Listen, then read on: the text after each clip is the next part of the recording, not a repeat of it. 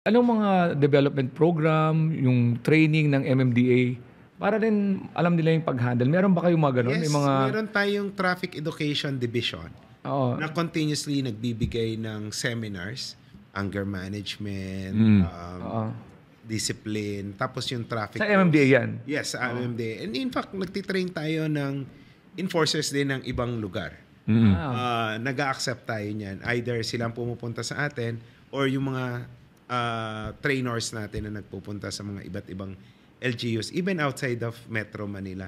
So, yung learning naman continuously, nagkakaroon tayo ng refresher course. So tinuturuan sila to be more patient.